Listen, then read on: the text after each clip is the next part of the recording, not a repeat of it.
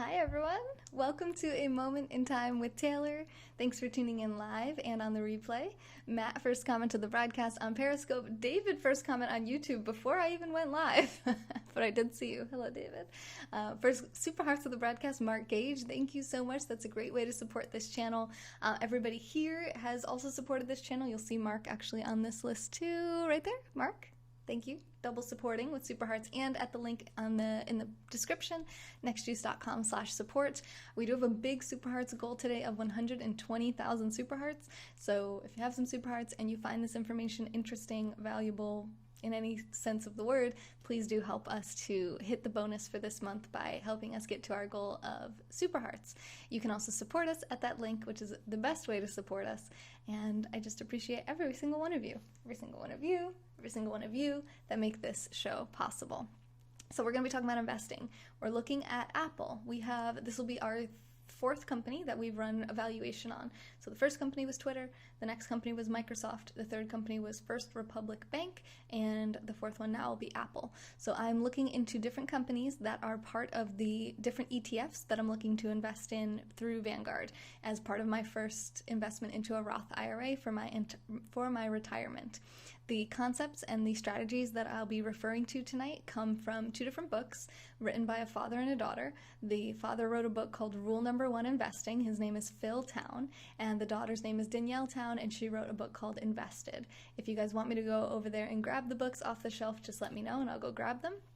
Otherwise, we're going to dive right into it. So I've already done the work of preparing a spreadsheet. All I did was copy my spreadsheet from Microsoft and then delete the actual data.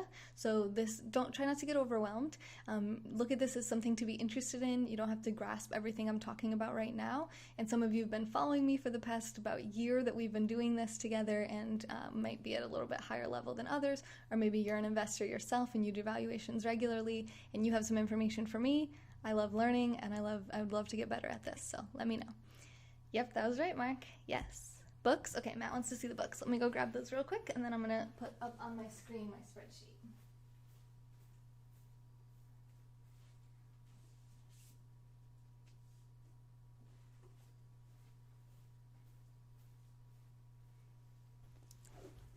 Okay, so show me the book. All right, so this one I recommend reading first. Invested by Danielle Town. This one I read first, and it made it really easy for me to grasp the concepts because she writes from a more amateur point of view. She hasn't been investing as long as her father, but she learned directly from her father, was under his wing, and I believe they even have a podcast together and a YouTube channel. So you can check that out. I don't know what it's called, but I like to read rather than listen, so I just read books.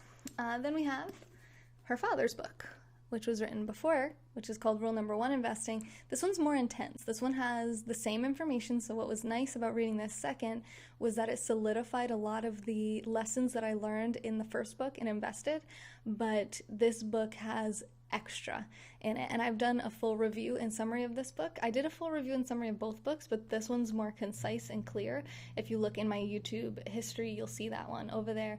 I am live right now on YouTube and Periscope, so I pull late nights. I do, Maddie, yeah. I like to be productive in the late night when it's nice and quiet in my house and the kids are asleep, and I like to hang out with the kids during the day, and I don't live stream them. So today we took them to the museum, and then I worked on my English homework. I wrote a couple essays, then put them to bed, and now I can do my thing.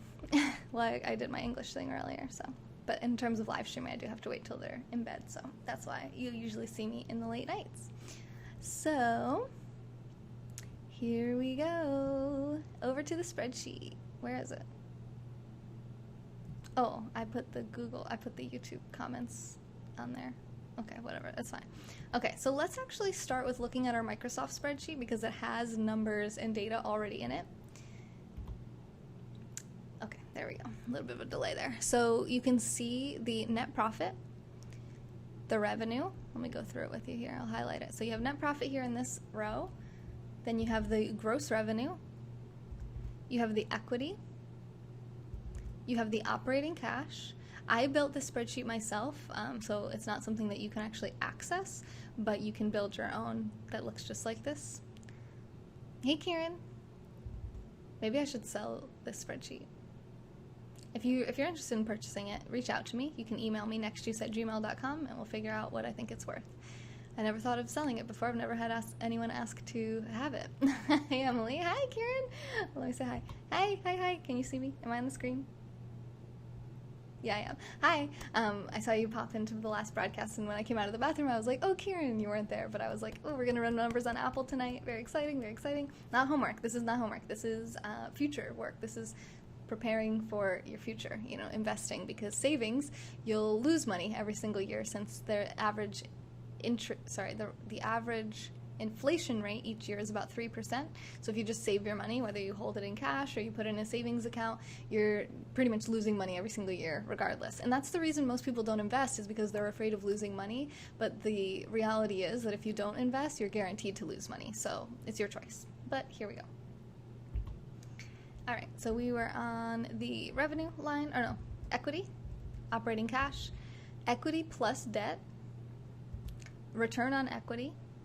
And these percentages here are just the change from year to year. So this is an 11% increase from 2017 to 2018. So return on equity, return on invested capital, depreciation and amortization, accounts receivable, accounts payable. Thanks for sharing this on Twitter, Emily, and inviting your followers. Income tax, maintenance capital expenditures, owner earnings. Owner earnings, this line right here is actually this line here, 18, is actually something that was created by Warren Buffett. It's a number that he actually basically invented. This isn't something that you're going to find on the balance sheets or the cash flow statements or the income statement, but I'll show you how to figure this all out. And if you want more information, always feel free to message me. I'm not trying to, it's not like this information is hidden. I'm trying to give it all to you guys. You did do that. Did I do that? All right. 10 cap price. So this is one of the forms of valuation. So once you have all those numbers above, you're automatically going to get a price that you would be that the entire company is worth, and you divide it by the number of shares, and this is the price per share that you would be willing to invest as long as you were looking to get at least a 10%. Is it 10%? Sorry, 15%? Where's my number here? 10 years. 10 years? Every time I do this, I forget the rhyme and reason behind, because there's 3 different valuation strategies. But this is basically a price that you would find reasonable. These are buy and hold strategies. This is not something where you're going to buy it and sell it in a year unless something dramatically changes about the company. So evaluate Disney. Maybe. Disney actually is not one of the companies that's owned by any of the ETFs it's not actually one of the top 10 companies owned by any of the ETFs that I'm looking to invest in. So I might evaluate Disney one day, but it's not one that I'm going to be evaluating anytime in the near future, because I have a deadline of trying to get my money invested into this Roth IRA by the end of the year, and it's September 15th. So this will be our 10 cap price. That's how we figure out what we think is a reasonable amount to pay if we want to get a good return on our investment in 10 years. Then we have, this is Microsoft that we're looking at right now. So if you look on the top of the page, you'll see Microsoft. This is a completed spreadsheet. We're going to use this same spreadsheet, and we're going to fill in the numbers for Apple together so you can see exactly how you go from an empty spreadsheet to something that looks like this, that has the pricing all figured out. Earnings per share. Again, these percentages are just the change from year to year. Your free cash flow. This is also a number that we calculate ourselves. And that looks good. Okay, so what we want, all of these percentages here, we want them to be on average 10%. It'd be great if they were 10% every single year. So you can see Microsoft is all over the place. It went down 35%. The year before it was up 24%. Year before that it was up 68%. Year before that it was down 45%. Year before that it was up 1%. Year before that it was up 29%. Year before that it was down 27%. So it's kind of all over the place. So you want to pull numbers from as far back as you can really get.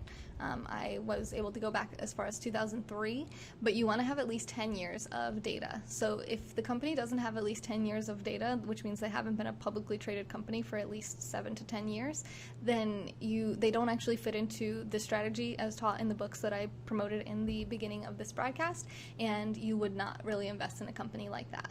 Twitter is an exception that I made because I invested in that company before knowing any of these strategies. I simply invested in it because I like the company and I love Periscope. So I invested and I made quite a good return on that in a short period of time already. But that was purely luck and not based on this strategy. So you'll hear me refer to that investment decision, but it's not actually based on this strategy because it doesn't meet the 10 years of data rule, which is one of the first rules that the company must have. It has to be like a seasoned company that's proven itself over time. Okay, so back to the numbers. So the second form of pricing that we're going to do, so the first one was called the 10 cap. The second form is called the payback time price. So same kind of thing here, depending on when you intend to get your whatever growth rate that you expect to get. In this case, I estimate it'll grow about 10% per year on average. Again, it's an average. I'm in Amazon, Apple, and Microsoft. All right, cool. I haven't run Amazon's numbers, but these are actually Microsoft's numbers right here if you want to look at it for the last 10 years. Nice. Cookies are a good investment. So if you are wanting to get a good return on your investment by 2026, then you would want to be paying something like $72 today. This was when I ran these numbers. It was a few months ago. I don't know if their next year has come out yet, but I think I already have 2018 numbers here, so probably not. Every company has a different date that it launches its annual report, so it'll be different for each company, and every time it launches a new one, you should go in and fill in the new numbers. I'm still pretty much an amateur investor, so I haven't done that at this point, but these numbers here are estimated from that first spreadsheet that I showed you that has most of the numbers on there. And then finally, our margin of safety price, which is my favorite price always, and I know it looks absolutely ridiculous for Microsoft to be $6.33 and actually be valued at $12.66. This is part of the reason that you have 3 different forms of valuation, because if one of these numbers has a pretty off year, it's going to really skew the numbers. So like let's look at the first one. So we had $86 for our 10 cap price. For our payback time price, we had $72. That's a pretty tight margin there, between $72 and $86. That gives you a range that you're going to be comfortable investing per share in the company to be almost guaranteed a good return on your investment. Again, there is no guarantee, but you want to make sure you have a good margin of safety. So you're not dumb, Jordan. You're probably just, this is probably the first one of these broadcasts that you've watched of mine, and this is like my 5th one now, so you're just behind, that's all. Hi.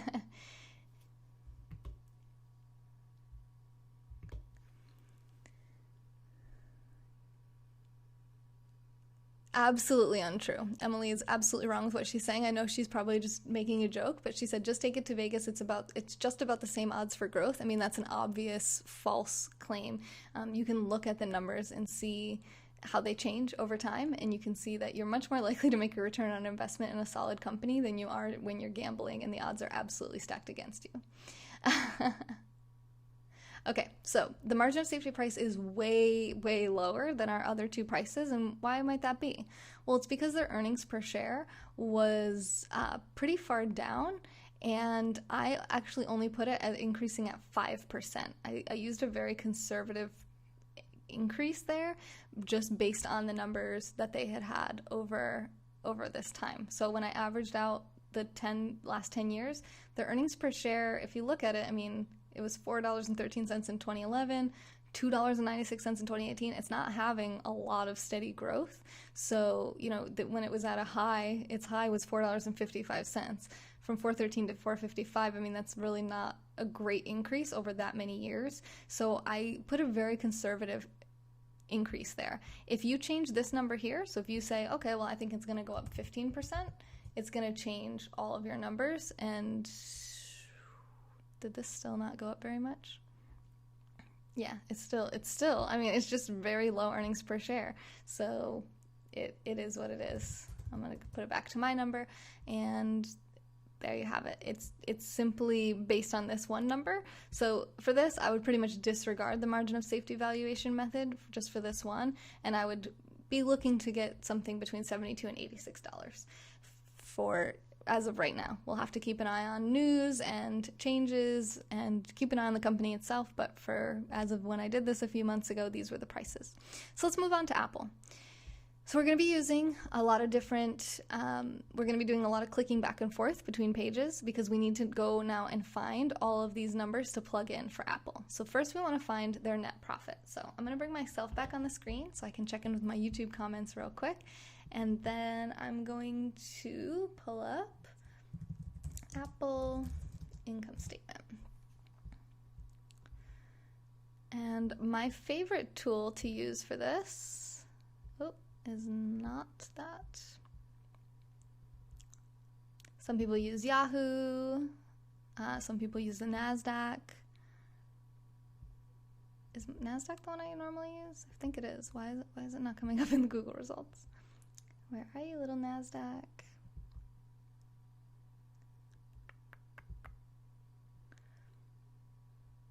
You can use MarketWatch as well, which we might end up using because why does NASDAQ look so weird right now? Data is currently not available. Why does this look weird? Apple, let me just do NASDAQ.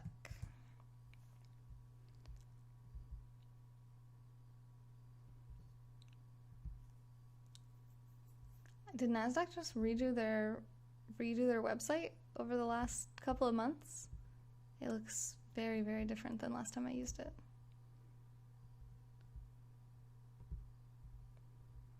Okay, I think we're just going to use MarketWatch because it's very big and bubbly. It looks like they redid their website and it's going to cause a lot of scrolling. So let's just use MarketWatch.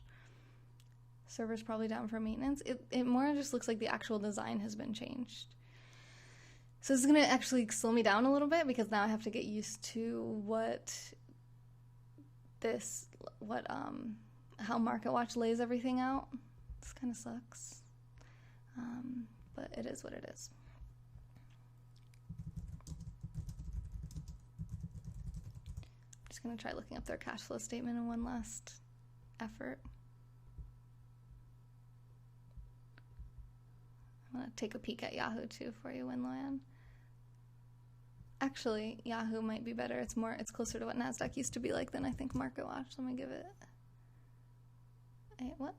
Oh, I hit the wrong button. Okay, Control Shift. Yeah, there we go. Apple cash flow statement. I'm just going to compare Yahoo and MarketWatch really quick.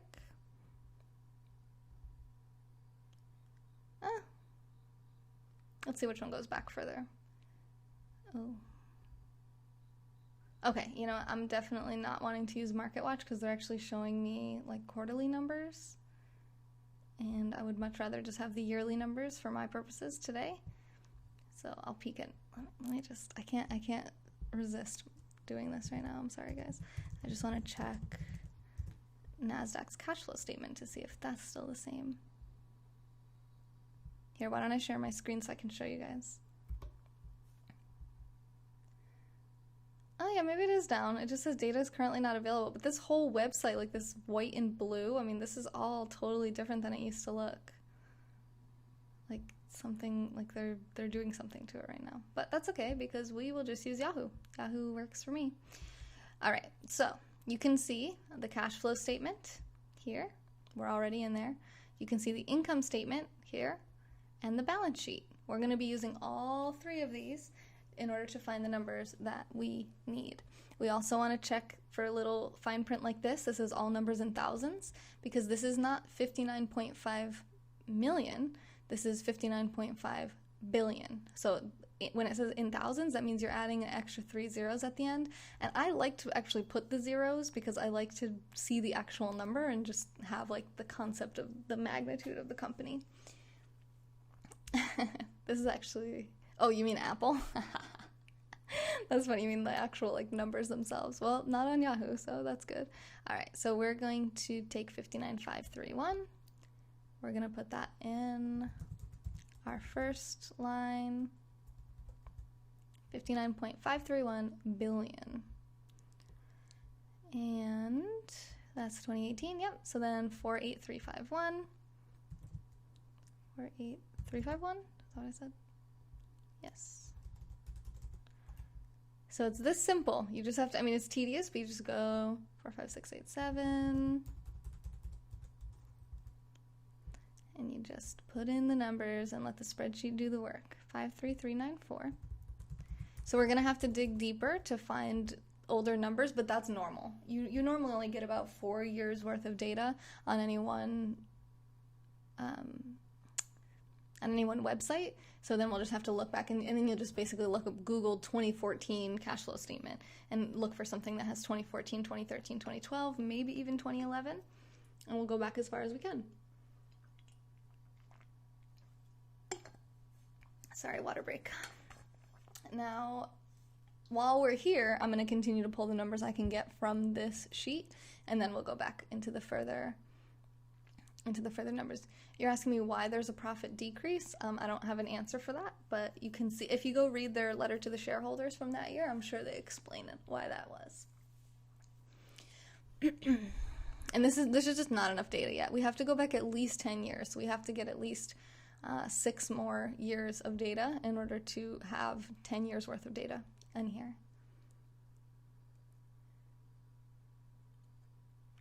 I'll look into it, shucks. I love you, Emily. I really enjoy that you're here, though. Okay, so revenue is going to be over on my income statement. Total revenue is right here. Ooh, wait, what did I just do? Net income. Why is it scrolling to the top?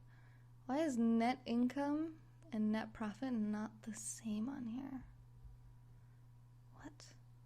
59.5 and then 101. Oh. Do they have the net down here? Oh, here it is. Okay, yes. All right, we're good. I'm just making sure I wasn't losing my mind real quick. Okay, Shocks, thank you. All right, so our total revenue is the number we're looking for right here, okay? So don't get confused by bolded numbers. We're looking for only the numbers we want to pull. So we have 265,595.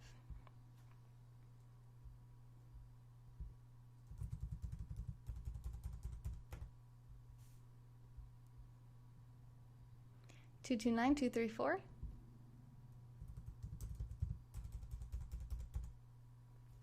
These are numbers that we like to see. 23% increase, 15% increase. That's happy. We want to see at least 10% for all of these numbers. So not looking so good with net profit for the last couple of years. But again, we really just need 10 years of data, and then we can average it out. Satanica, hey, how are you? Good to see you. All right. Here, let me go up a bit just so I can make sure I'm tracking my numbers correctly. The dates up here. So then we have 215639. Crazy numbers. I know, that's why I like to put that extra 3 zeros on the end, because that's the real number, you know? I mean, they're really bringing in over $200 billion a year.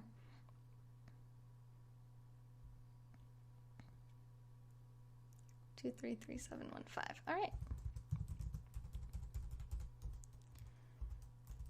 Now we want to find the equity, which is probably going to be on our balance sheet. But sometimes so just like me, especially when you're new, you're probably going to be clicking around, looking for the numbers that you're looking for, and that's okay if you're clicking around between the 3. The beauty is that as long as you're on a page like this, where they have all 3 back to back to back, it just makes it really easy. You just like look for the number. If it's not on there, look at the next one. If it's not on there, then it's got to be on the 3rd one. We're doing a valuation bill on Apple. Okay, so we're, okay. So we're looking at total stockholders' equity right here. This is the number we're putting in this row, okay? I just paid $1,000 for a new phone. Add that in. Hey, Lena. So good to see you. How are you? You're up late. Oh, no, you're actually not. It's only like 11 for you, isn't it? Okay, I'm up late. But I'm having fun running numbers. Why am I like this? All right. Well, did you get the iPhone 11 with the double cameras? You would check out Microsoft? I already did. I actually have it open. Boom! There's my numbers for Microsoft. So when I last evaluated it, the top amount that I would pay would be $86. I realize very aggressive considering that Microsoft is currently at, let's check, $137.32. But again, these are numbers where you're trying to find a business that's on sale. You're trying to look for, as soon as it hits this dollar amount, this is what I want. I want to buy it at this price. So we're looking for really aggressive pricing on these companies so that we know that we have a pretty good chance of getting a solid return over time. It's based on concepts from Warren Buffett and Charlie Munger. And the books that I talked about in the beginning are Invested by Danielle Town and Rule Number 1 Investing by Phil Town. You'll never see 87? Well, then maybe it's not going to be a good buy for me. All right. So that's the thing with some of these like behemoth companies. Obviously, it was better to be in early. Thank you, Lena. Okay, so equity. Back to the focus here. We have 107,147. 2017, 134047.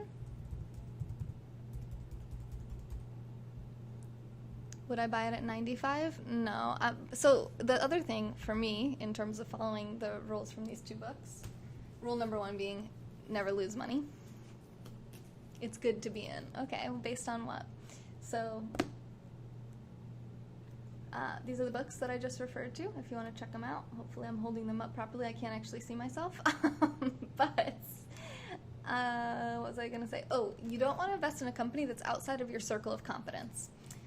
I'm a pretty smart person, if I do say so myself, but Apple and Microsoft are likely outside of my circle of competence. The only reason that I'm actually get to this point that I'm actually evaluating them in terms of price is because I'm looking to invest in a Vanguard ETF for my Roth IRA this year, because right now I don't see any stocks that are on like a fire sale price that I want to buy. So I'm looking into a few different ETF options with Vanguard, and these are companies that are held largely by these ETFs. So I may end up buying them in piecemeal, like as part of the ETF, which will be, it'll change without me having to change it over time. But I just need to get into something this year. So that's where we're at. That's why I'm looking into these companies. Chances are I would never buy them by themselves because I'm not a programmer. I'm not really technologically advanced in terms of understanding a lot of the nitty-gritty as to what they actually do. Not like I feel about Twitter. Twitter I feel like is absolutely within my circle of competence, and I've made, what is it trading at today? If I was to sell it now, let's see, I got it at $18.07 at the end of 2017.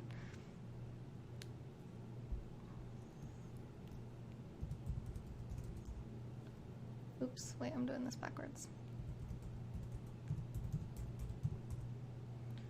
It's up 236% from where I bought it, so. Wait, no, that's not right. It's 2 times. Wait, why is my math not working? It's 42.63 right now. I bought it at 18.07. I know it's doubled, but that should be 100%. So what am I doing? It's up 2.35 times. Thank you, Karen, for the super hearts. It's not 200%, 120%. Yeah, but how do I get that number in my calculator?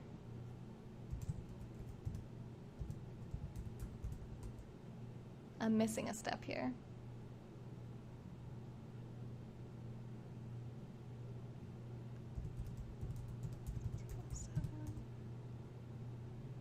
$24.56.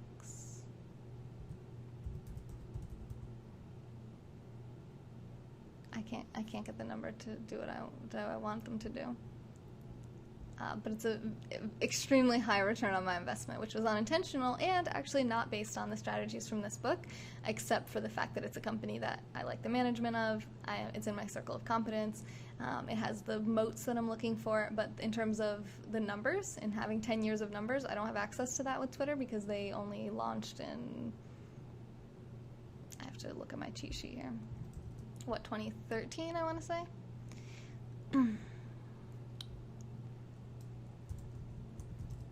Actually, I can just Google it. It'll be faster than go look into my cheat sheet. Twitter IPO was November 7th, 2013. So technically, it was too early to invest in it, but I'm glad that I did at this point. Okay, I missed some comments. 43 divided by 18. No, that's not right. That gets me 43 divided by 18 gives me 2.39. The guys write the books to make money, not make you money. Why wouldn't they want you to make money off of their information? Why would that hurt them? What's the Twitter moat dear? The Twitter, we should really focus, but I will answer you. But I need to probably stop getting off track here after this question because we've been live for half an hour already and I only have a little bit of time left and we're not going to get through all these Apple numbers, which is what I think a good portion of people here are actually interested in. But so the moats that I feel like Twitter has are the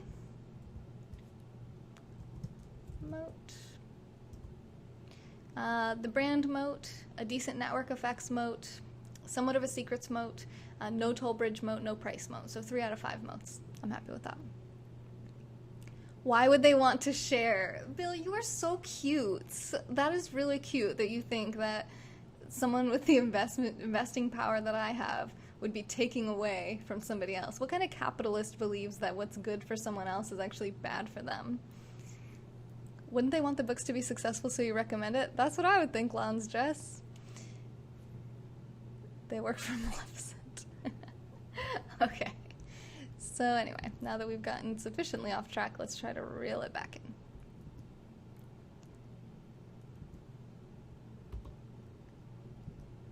All right, 2016, we are looking at 128249.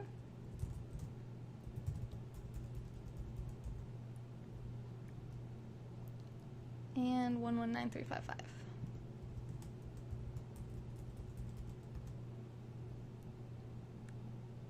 No trolls. My job is complete. Okay. Operating cash. What am I in right now? Am I in the cash? No. Let's go to cash flow. Operating cash. Right here. Total cash flow from operating activities. These are the numbers we're looking for this row. 77434. That's actually, I say it out loud, so that actually helps me, Lena. Like if I actually say it at 64225, then I can remember it. Otherwise, it would be slipping my. Whoa! What was that? Whoa! Whoa! What am I hearing? What is that? Is that an ad? Look, Apple's talking to me from Yahoo. Where is it? It's over here. It's a Colgate ad. I don't want that. You go away now. Hush. How come I can't actually... I don't like this ad. It's distracting. Okay. Why am I clicking on ads? Okay, stop. Moving forward. Where are we here? 66231.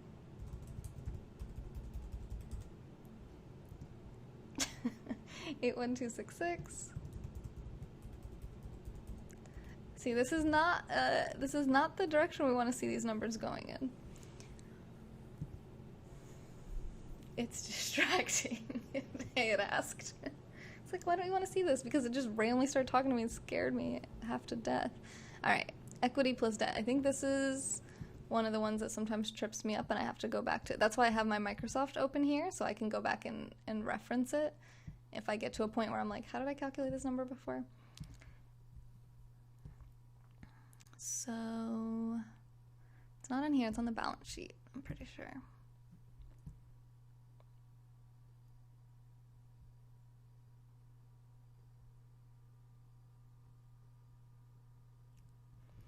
Yeah, okay, let's think. What is the wording again? Equity plus debt. So we have liabilities plus assets. Oh, I think that's the total assets. I think that's how they have it on here. I think this is the number I want here, this total assets line, but I'm going to make sure by pulling up this exact same page for Microsoft and check the numbers there to make sure I'm pulling the same numbers across my spreadsheets. So Microsoft cash flow statement.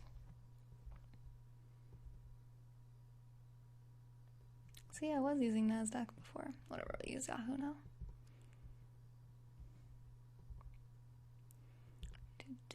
Wait, balance sheet.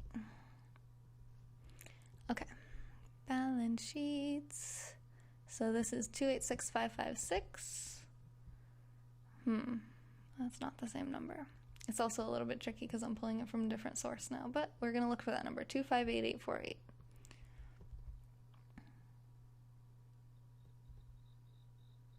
Oh wait, it's right here. Okay, so this was actually numbers. All right, yeah, see, I said that they might have put their 2019 numbers out. I'm actually going to leave this open to remind myself to go plug in the 2019 numbers for Microsoft at the end of this broadcast. Okay, Hector. So that actually is the right number. This number here, 258848. So that was actually, I'm just looking at it a year behind for Microsoft. So 250312, let's just make sure. Yep. See, everything matches up. That makes us very happy. Happy. Let me quickly just check with something. Checking. Hi, Nelson. Good to see you. I've been good. My night's going good. Sorry, I can't see YouTube comments when I'm showing my screen because I'm using my screen to show what I'm doing, and YouTube gets buried behind that. So I just wanted to pop in and say hi. I see you. Sorry, I can see the comments on Periscope though. Excuse me. Okay. Yeah, that was a relief, right, Lena? Like, whew. I'm glad that number matched up. I was about to have a little panic. All right. 365725. 375319.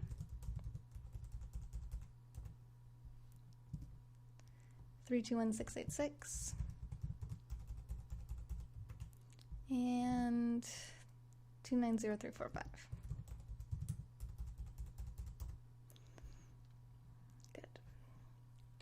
I'm just going to look at my numbers really quick and make sure I didn't mess up my zeros. Make sure I got my 6 zeros on everybody. Yep, that looks good. Okay, so you can see how already, sorry if I'm getting too loud, I get a little excited. You can see how already, oh, hey DJ, you went to the wrong clip. What do you mean? Oh, you were in the wrong broadcast. Hi, I'm here. So you can see how the spreadsheet's already starting to do the work for us. It's already giving me my return on equity, my return on invested capital, and I'm looking for these numbers to be going up 10% per year on average. These numbers look really yummy. These ones here, like, oh, they're so delicious and nutritious, and we want to buy them all. So we like this a lot. I'm like just gonna like randomly just keep doing this because it makes me very happy to see these really high numbers. They're getting a good return on their invested capital and return on their equity. That makes us very, very happy investors. So the other numbers, not great, but these numbers are, actually I forget which number he says is most important, but I can look that up but when we get to the end. So next up we have depreciation and amortization, which is on, I don't know, maybe the income statement. Oh, Bitcoin, nice. Oh, I have to sneeze. I'm going to mute myself real quick.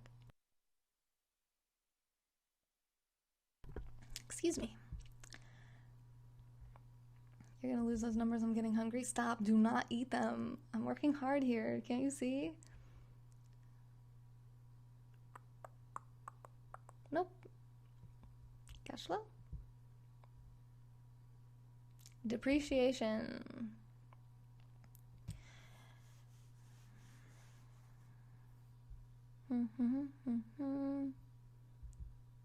Capital expenditures. Okay. So depreciation, we're going to use this number. Again, I'm going to go over to Microsoft and compare to make sure that I'm using the same line item on all the spreadsheets. And just to comment again on that guy, I know I shouldn't give so much attention to trolls, but in terms of people writing books about this kind of stuff, the reality is, how many of you guys that read this book are actually going to go build a spreadsheet like this and take the time to actually go put all the numbers in and look at them and value them and decide if they're worthy of buying? So I don't think they have to be too worried about the fierce competition from their readers, but I'm just saying. Okay. Oh, really, Emily? I would never expect you to say that in a million years. Oh, sorry, John. Well, this will put you right to sleep. That's for sure. Okay, Microsoft.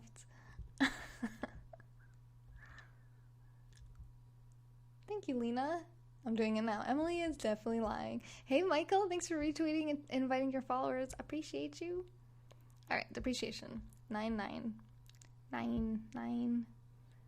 Nope, different number. Okay, 10261. Interesting. Let's see. 10261. Where is that number? Oh god, I don't like this.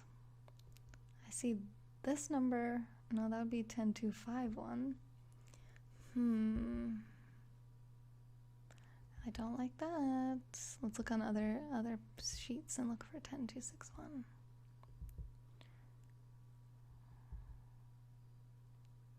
Oh no.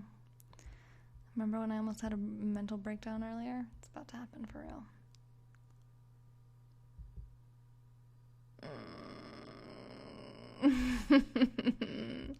Why? Oh God, help us.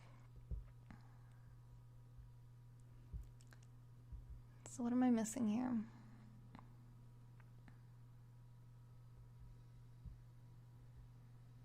You screenshot them, nice. So 10261 minus 9900 leaves me at 361. A difference of 361 million. Where? Why?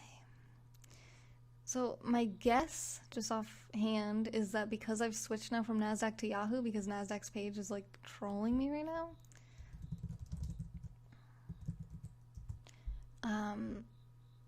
They might track these numbers differently somehow. So let's just look at it. No, I don't want quotes. What do I want? Why did I search it like that? Microsoft cash flow statement.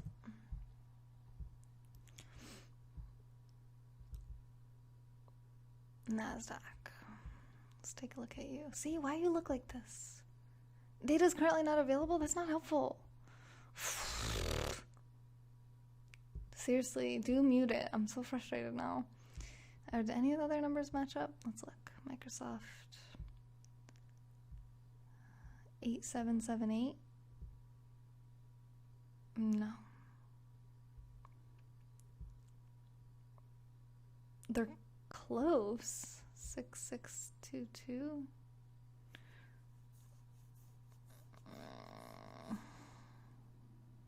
No, it's not that. I'm already looking at 2018. Like, I'm not even looking at this number. I'm looking at this. So this right here is the number I'm looking at. I'm like, oh, this should match. And then no, it doesn't.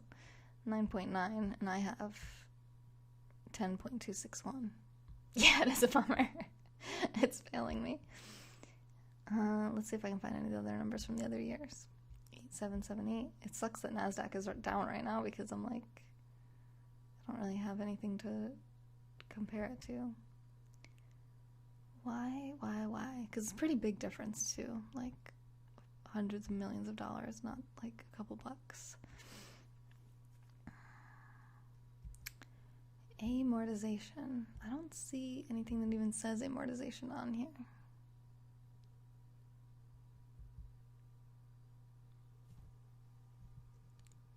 One of these is lying, yeah. Definitely. Okay, so I don't see anything that says amort on here. Let's see if it's on here. Ooh. Why is it nothing?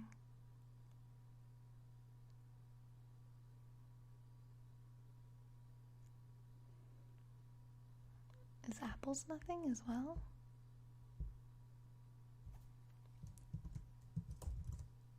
Also nothing. So that probably really doesn't matter. Okay, let's look at Microsoft again. So we have 10261. And what are we calling it? We're calling it depreciation and amortization. Well, what the actual heck?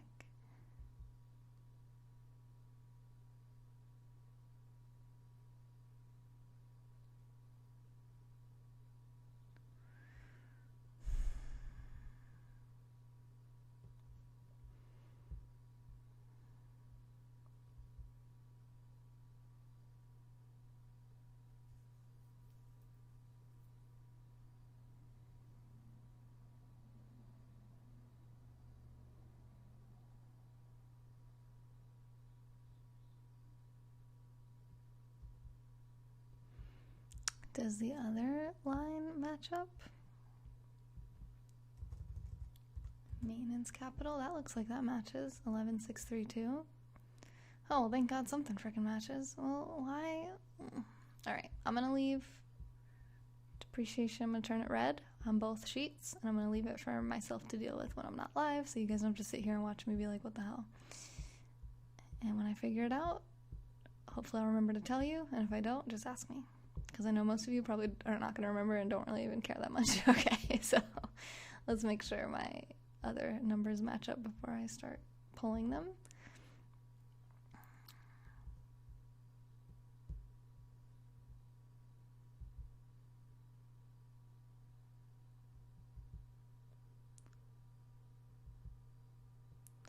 Alright, so accounts payable 8617. Oh my good God, why is that not matching either?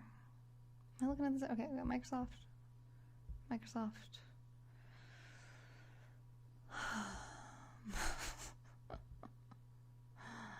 Ah, that doesn't even make sense why that wouldn't match up. That's just like an easy line item. What about accounts receivable?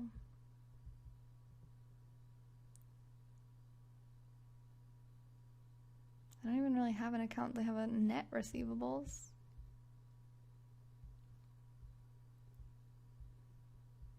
Which is a positive number, and I had a negative number from NASDAQ. Oh my gosh, this is very annoying. Let's see, maybe it's on a different sheet. Ooh, Ricky Bobby.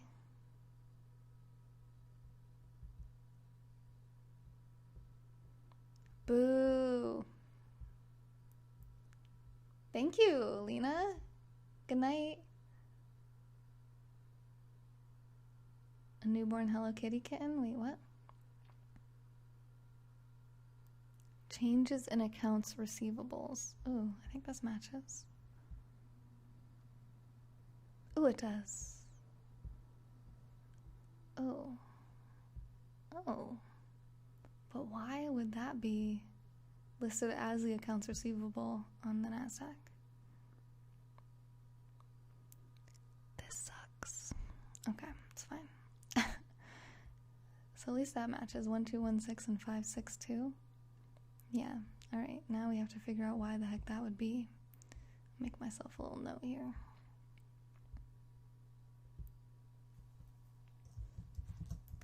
Changes in AR on Yahoo. NASDAQ down.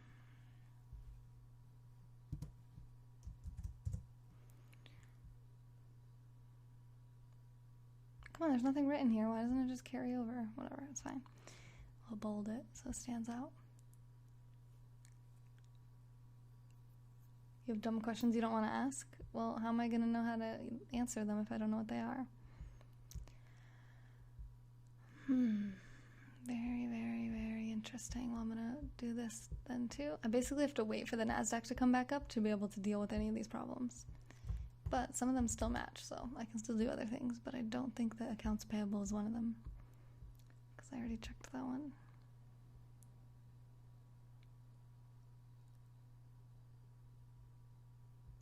Okay, there's nothing about it here.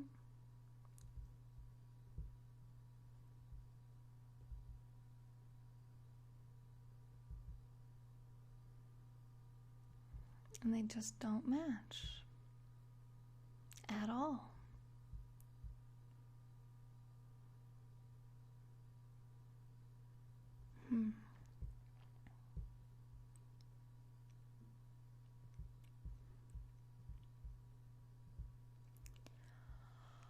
Oh, how income tax. Oh, excuse me. I won't put myself to sleep. You guys must be asleep by this point.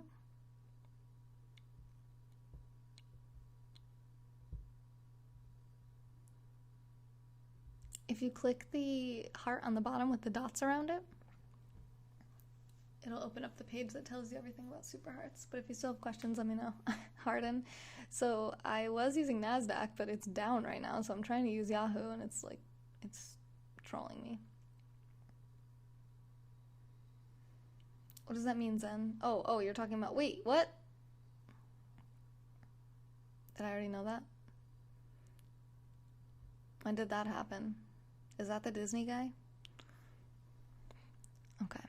What am I looking for? Income tax. So I'm getting distracted now by comments. Income tax expense. Okay, let's see if this matches. Yes, finally. Finally! Consistency! That makes me so happy! Okay, income tax. We're reading you. Till the NASDAQ comes back and saves our lives. Alright. Income tax. No, I need Apple. Okay. Oh wait, what was I on? Income? Income statement. I'm so slouched right now. Please tell me you're using a Mac. No, I'm using a PC. Okay, income statement.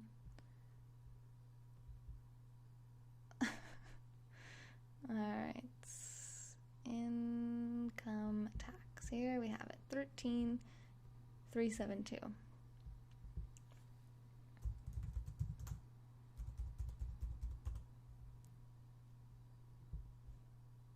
15,738.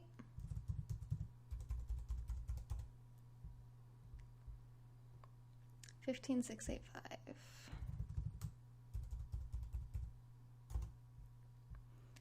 And 19,121. The person you send them to. No, it's not dumb questions. Yeah, but only if they're a super broadcaster will they actually be able to get paid on them in the future.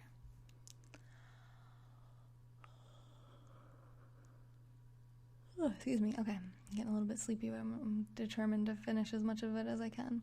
So we're not going to be able to actually run all the numbers because of these red lines that we have, and because the NASDAQ's down, I'm going to have to figure out what the actual heck.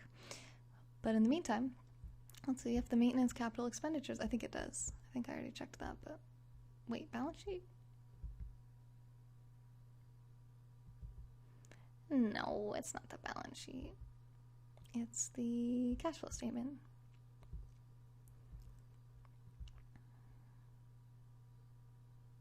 There it is. 13,925. Wait, no, not 13,925. 11,632. 8,129. Okay, it matches. Good. So now let's do Apple. Gotta bring up the cash flow. I did not. I don't know what you're talking about, actually. Ever wonder how rich your followers are? Not particularly. Okay. Wait. This is one of those numbers that's always negative, right? But, okay, so I just put the negative sign. Okay. Gotcha. 13,313.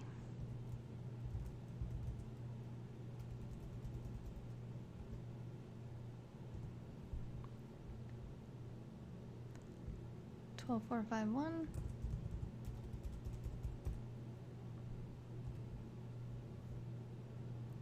12,734. And 11,247.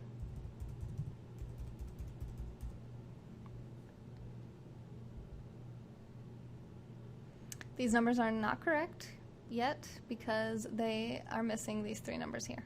So this 10 cap price, the owner earnings, these are not correct. They're automatically calculating, but they're missing three of the numbers that they need, so we can't really use that at the moment. But what we can do is see how many shares of Apple exist. And punch that number in.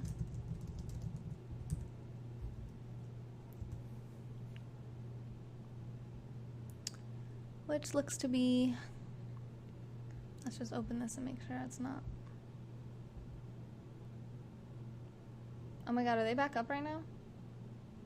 I think it might be back up.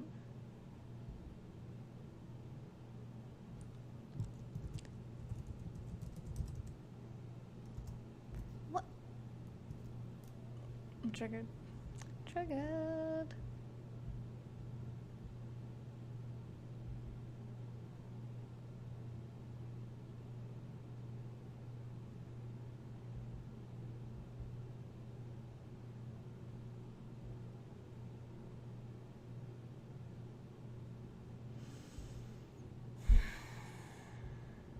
Why, when I open this, does it not keep it? All right, whatever. Let's just assume it's right.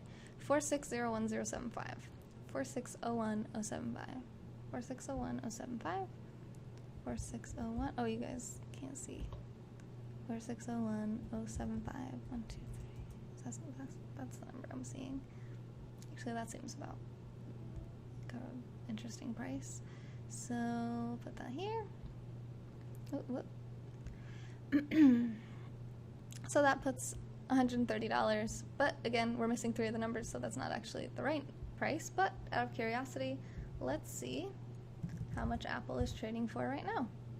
$218.75. That's actually not too far off from our number. Oh, thanks, Rose. You're sweet.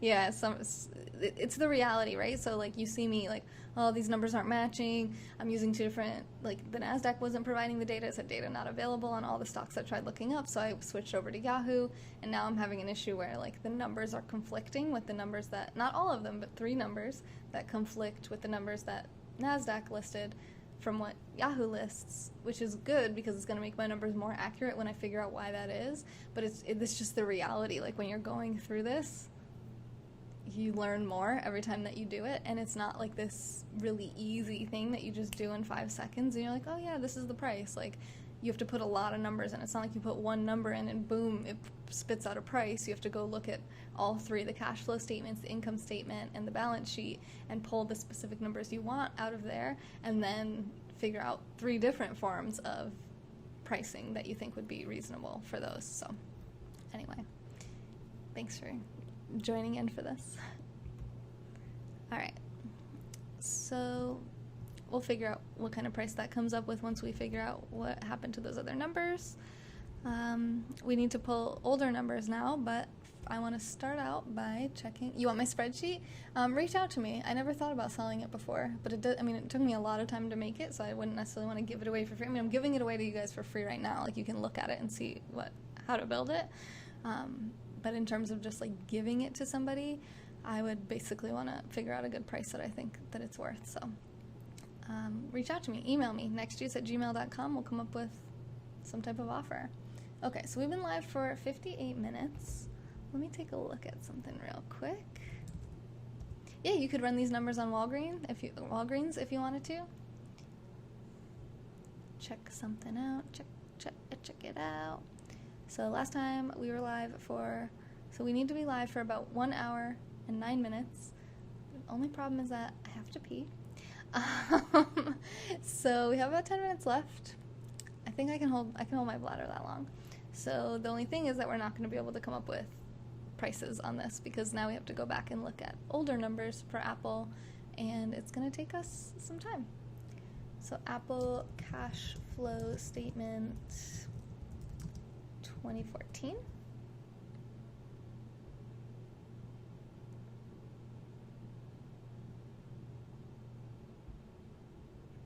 Tiny bladder, yeah, maybe.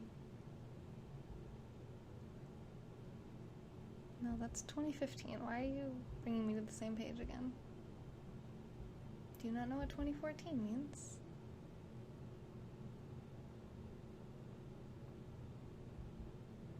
I think macro trends is what I used for Microsoft. Pretty sure. Macro trends, because it goes back pretty far, if I'm not mistaken. Why does it seem to be cut off? That's weird. Let me show you what I'm seeing. The numbers here are, like, not complete numbers for some reason. What am I missing here? What if I zoom out? Oh, there we go. That fixed it. Okay, that was weird. All right, so this gives us 2013, 2014. It's something. All right, let's just go for it. Let's use it. So net income.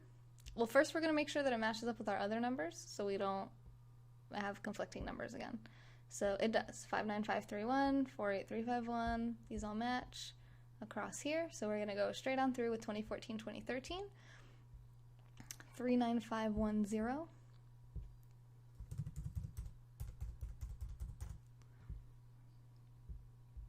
Let me actually bring this over here. Okay.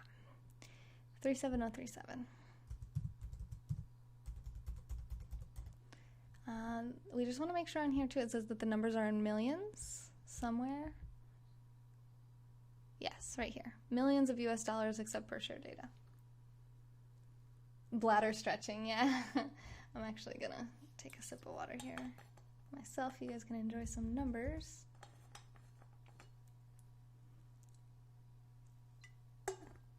That is not gonna help with my having to pee, but it'll be okay. Do a little bladder stretching here ourselves. Okay. So, what other numbers do we need? We need our gross revenue.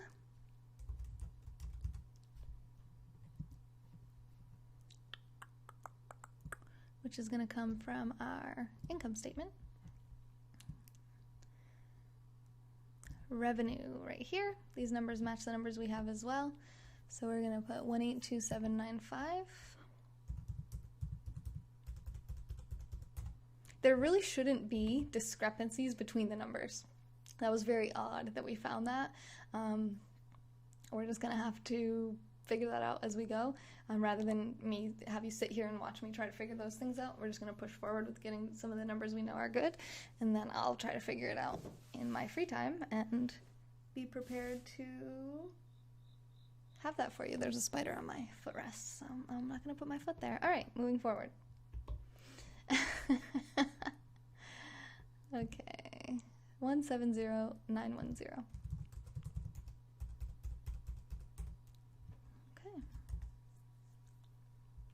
Equity. Good night, John. I'm glad that this is helping put you to sleep. I figured it would. All right, equity. Equity is probably going to be on our balance sheet. Thanks for retweeting and inviting your followers, Michael. All right, shareholder equity. Make sure these numbers match up the numbers that we have. And then we'll put 111547 if it does. And it does. Nope, I forget the number. 111547. 111547. And 123549.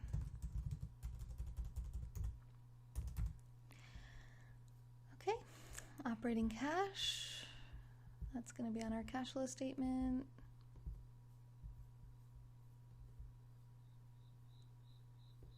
And that's going to be these numbers here. As long as they match up, we're going to put 59713. Oh. Yep, it matches. Nope.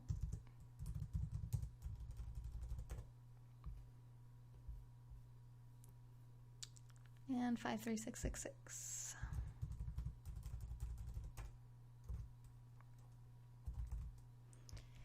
Cool.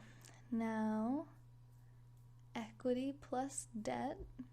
This is always an interesting one. Hey, Jared. Jared's a monthly sponsor of this channel at the link in the profile, which means you'll see his name scrolling on here on the side. And he is going to have a very special event that's only open to monthly sponsors, which happens on Tuesday, September 17th. Go check it out at the link in the profile. And that's the best way to help keep this channel going and growing together. If you find this valuable, if you find it interesting, I mean, where else are you finding content like this? At least not on Periscope. YouTube might give me a run for my money a little bit, but anyway. Actually, speaking of YouTube, are you guys over there? No? Okay, fine.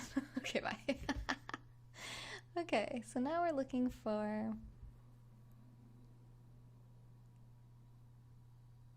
Not this. We're looking for balance sheet. Equity plus debt. That's what I said, right? Equity plus debt? Yes. This one always gives me a little bit of a brain teaser. Is that number on the bottom? Let's look. 290345. Yeah, it is. Yay, that's easy. All right, so then we have 231839. This website is actually very nice because it's giving me all the numbers that I needed, plus back 2 more years, which would have been more efficient to actually use this. So this macro trends may become my new sheet that I use. And I can compare their numbers to the NASDAQ numbers and the Yahoo numbers and figure out which one it agrees with, and hopefully it agrees with one, and hopefully it's the numbers I already have in. Okay, so what am I looking for? One more number. 207.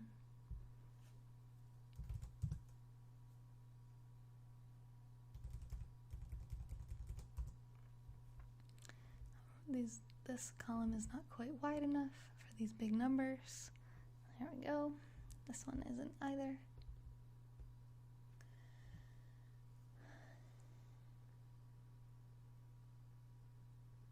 It's really not, though. Thanks, Mark. Okay. Let's check out that income tax.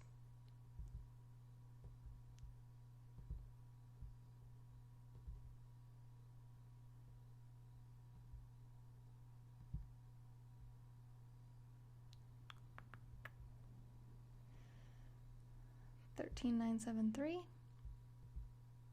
Oh.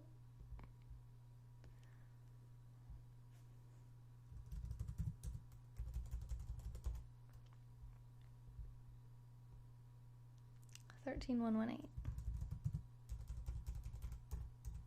Maintenance capitals expenditures.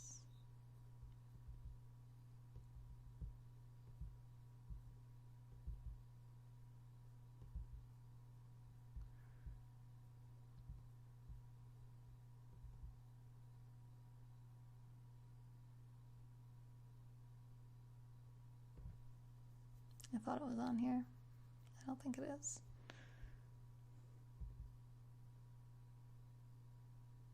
See, look at this. Depreciation, amortization. Let me just check this real quick. I'm just curious now. Let me check this versus this. Depreciation, 10,903. This is what this says too, 10,903. Oh, now I want to check it for Microsoft, but I really have to friggin' pee. Okay. I love you guys. I'm gonna have to finish this on my own because I really have to pee, and I'm at the end of my broadcast. I go live every single day, 7 days a week for 3 hours a day. So please do follow me. Please do support this channel because it's not cheap to provide personally myself that much content, but also I have 14 other people that broadcast on this channel. And our goal is to have positive, connecting content every single day. And our long-term goal is to get live 24 hours a day, 7 days a week. So you can really help us out towards that goal by clicking the link in the description, nextjuice.com/support. These are the people that have supported over the last 30 days. I can't express how grateful I am for them. August was our second lowest month of the entire year. We only brought in $3,000 total to support 15 people, and that is not enough. So if you have $5 to spare, it would be very helpful to support us, and there is a special something in it for the monthly sponsors as well. So go check it out.